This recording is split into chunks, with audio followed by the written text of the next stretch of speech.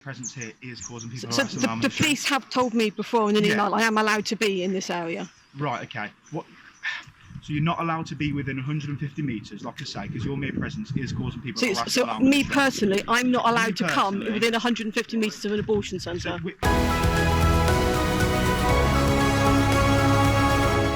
Hey, it was just a month ago when I was standing on the sidewalk near my own house, and there was a pro-Hamas protest on the street where these activists were reenacting the last moments of Yahya Sinwar, the terrorist leader himself. It was so shocking. It would be like reenacting the final moments of Hitler in the bunker. And of course, they were doing this in the heart of the Jewish community, so I just went to take a picture of it. I didn't go there to protest. I didn't even really go there to interview it. I just wanted to capture this grotesque moment. And the police said to me that my mere presence was so offensive to the Hamas activists that if I didn't leave, I would be arrested. And I said, well, I'm on a sidewalk and I'm a citizen. And they said, get out or we'll arrest you. And I declined to move. And you know the rest. Here's a quick clip of that. And I don't leave because you say Jews aren't allowed on the street. In the interest of keeping peace here and public safety, you're under arrest for breach of the peace. Take them in. Isabel Vaughan is a journalist and publisher of Rebel News, and yesterday he was arrested while reporting on a pro-Palestinian protest in a Jewish neighborhood of Toronto. Over the last hour or so, we've been getting updates about Ezra Levant, the chief of Rebel Media, who has been arrested by the pro-Islamist police force of Justin Trudeau's Toronto. Well, that seems to be breaking out all over the place, where your mere presence is so odious that police consider it grounds for arrest. Take a look here. This is a woman named Isabel Vaughan-Spruce. She lives in Birmingham, and here she is being accosted by a police officer who says her mere presence, simply standing there, is so upsetting that if she doesn't move, she'll be charged criminally. Take a look at this video. Your mere presence here is causing people So harassment. the police have told me before in an email I am allowed to be in this area. Right, okay. What? So you're not allowed to be within 150 metres, like I say, because your mere presence is causing people harassment. So me personally, I'm not allowed to come within 150 metres of an abortion centre. So with you being the leader of an organisation, for an anti-abortion organisation, should I say? Sorry, apologies. No, that's okay. It is causing people harassment, harm and distress. And although I know you're not saying anything, it is causing people these issues because they know who you are. Do you understand? So because somebody knows who I am, then that's causing them harassment? Because you're the leader of an anti-abortion organisation, it is causing people issues. I'm not going to go into the ins and outs of it because you know that. You know you shouldn't be here. No, I don't. Okay. I don't. Well, I think I'm perfectly entitled to be here. I'm going to ask you politely to move. Would you do that for me, please? Would you leave the 150 metres buffer zone? I really don't see that I need to. I'm literally just standing here silently saying some prayers. Is there anything I can reasonably say or do to make you leave at this moment in time? I don't think that is a reasonable thing to ask me to do. Okay, simply because of my beliefs that I'm being asked to move.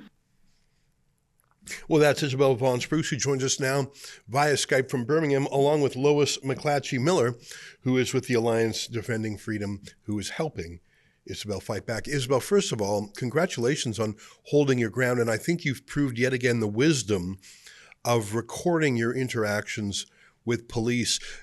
It's a scary thing to do. I mean, I guess in the UK, cops don't have guns, but nonetheless, they are intimidating.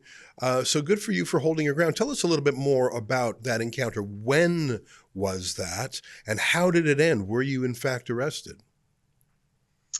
Yeah, so this happened about a week ago in Birmingham, and it becomes even more ludicrous when you realise the backstory to this, that already I was arrested previously for my silent prayers on exactly the same spot. I went to court, I was acquitted, I was re-arrested 2 weeks later by 6 police officers who took me away in a police van telling me my prayers were an offence.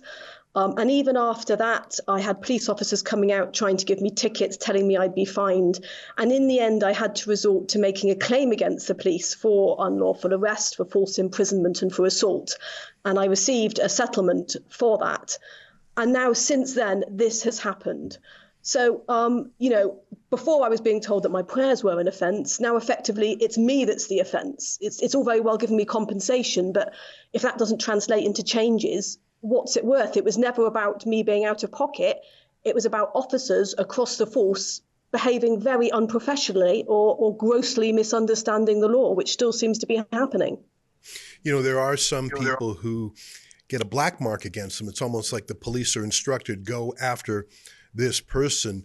If I'm not mistaken, the U.S. Constitution talks about bills of attainder, which is basically get Isabel, like a law that would be so directly tailored to you. Based on what you've just said, it seems to me someone in authority has marked you in some way. Like the fact that you sued, and I understand you won £13,000, which is about 23,000 Canadian dollars. That's not nothing. I mean, that's symbolic. Even if it was $1, the courts found for you and against them. That's what's confusing to me here is normally I say to people, sue, fight back. Well, you did, and yet the bad guys are still coming. What's going on? It seems to me like the police have already decided their own agenda, and they're rewriting the law to fit that. And that's not how policing works. That's not how the law works. The law is what it is. You know, the public street is a public street, and I am a member of the public. Being almost as inoffensive as you could possibly be, I'm standing silently on that public street. So if that's how low the bar is for criminality, then every person walking down that street should have broken the law already just by virtue of being there. The law does not say that you can't come within 150 metres of an abortion centre, as the police officer told me. It's certain behaviours within that zone, including protesting, which I never do outside an abortion centre, and I certainly was not doing on that occasion.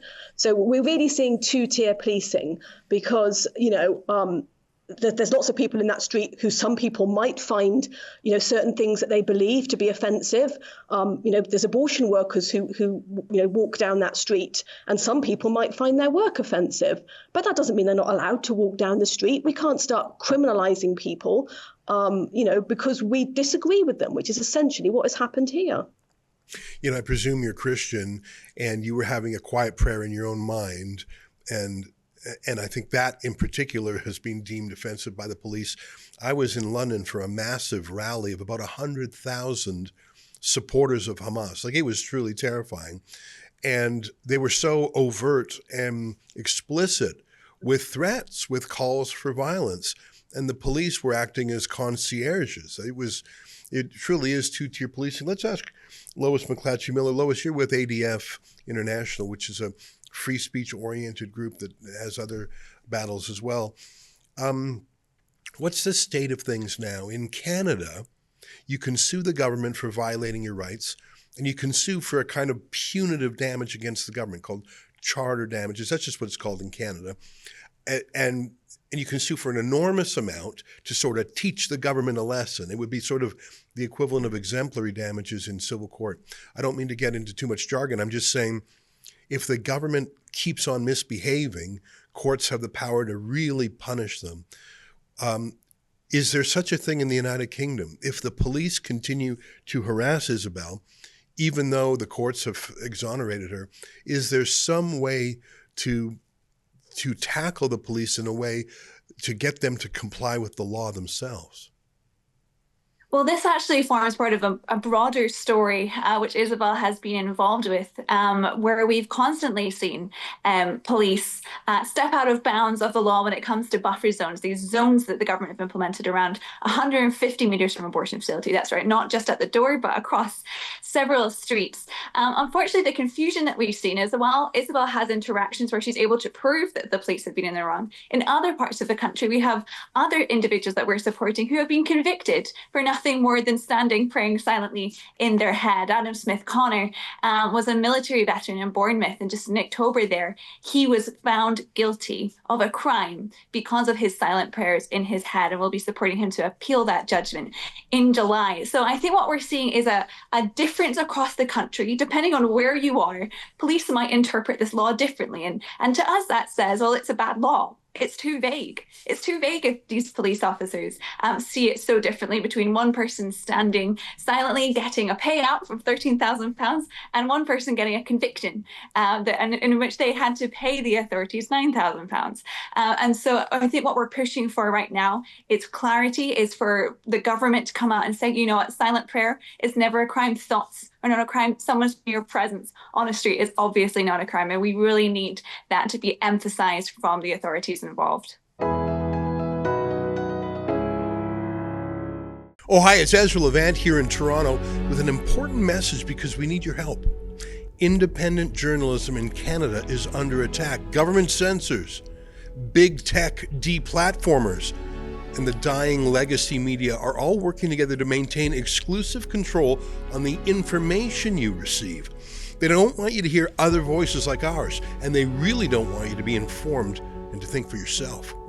That's why the work we do here at Rebel News is so important.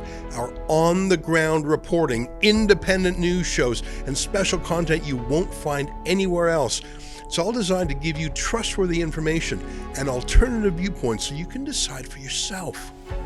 We don't get government money, and we are not owned by some big global conglomerate. We're funded by people just like you, so please support independent journalism and help us continue our work by subscribing and becoming a Rebel News Plus member today, right here on the page. Go to rebelnewsplus.com.